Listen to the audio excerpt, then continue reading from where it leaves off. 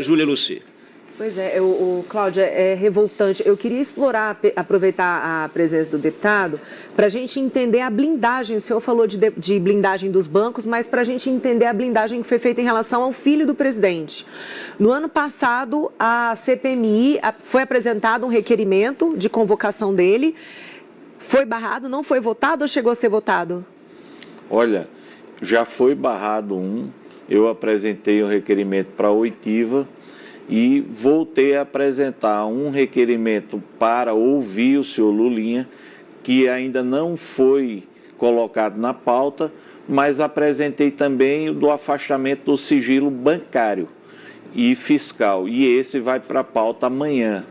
Evidentemente, quando você fala blindagem, não é só do PT, é de todos os partidos que fazem parte da base do governo e aqueles que também têm interesse em blindar outros personagens e se alinham para também ter a reciprocidade em outros casos. O senhor acha que, não sei se o senhor já contou o voto, mas a sua expectativa amanhã é de conseguir aprovar esse requerimento de quebra do sigilo?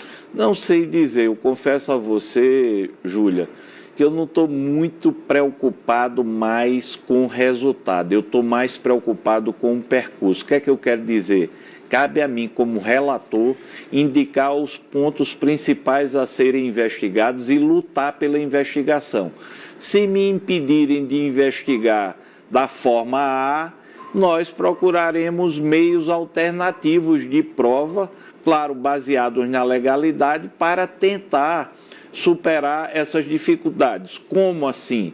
Vou dar o exemplo, a Polícia Federal, segundo notícia, já pediu o afastamento por determinação do ministro André Mendonça do sigilo do Lulinha. Caso a CPMI não cumpra o seu papel de investigação com blindagem, a outra alternativa, por meio de prova, é pedir o compartilhamento à Polícia Federal por ordem do ministro André Mendonça com a CPMI sobre esses dados importantíssimos. Eu posso fazer outra pergunta?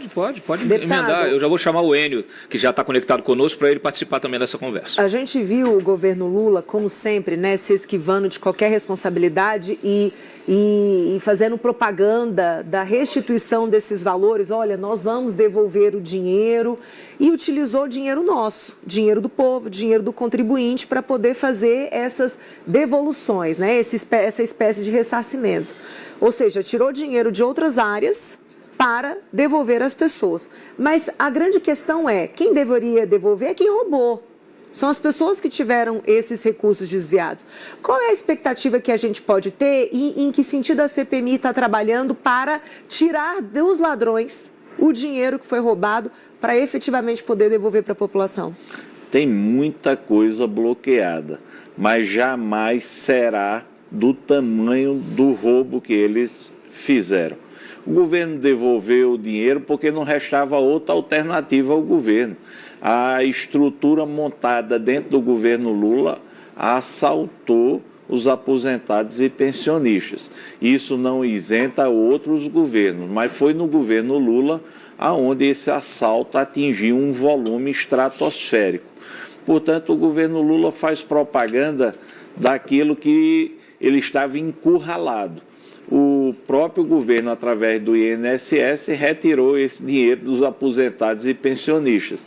Então, não tinha outra alternativa, mas mesmo assim não devolveu esse dinheiro da forma correta, como deveria ser, de acordo com o Código de Defesa do Consumidor, para compensar todas as perdas que ocorreram para milhões de aposentados e pensionistas que, volto a dizer, foram lesadas pelo INSS.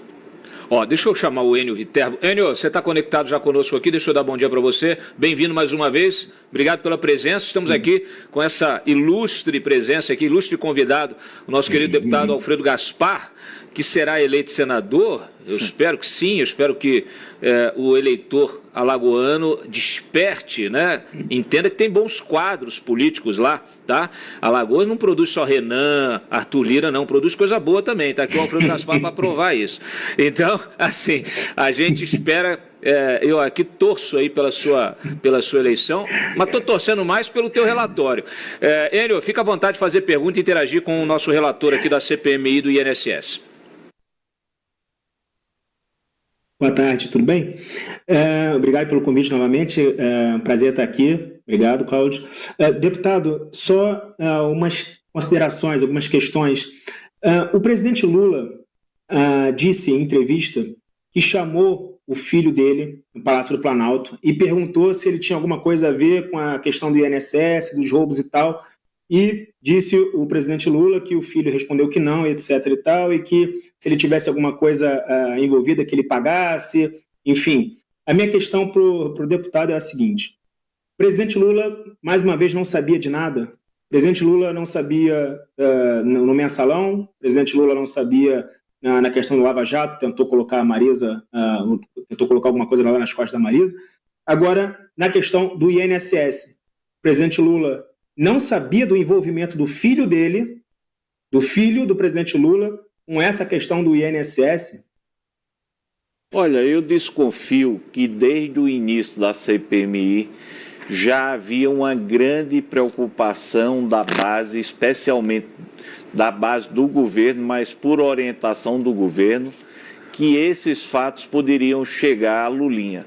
Tanto é que eu direcionei alguns pedidos de oitiva da Roberta Luxig, da Daniela Fonteles, e eles foram barrados pela base do governo. Qual era a preocupação? A preocupação era justamente chegar na porta do presidente da República através do filho.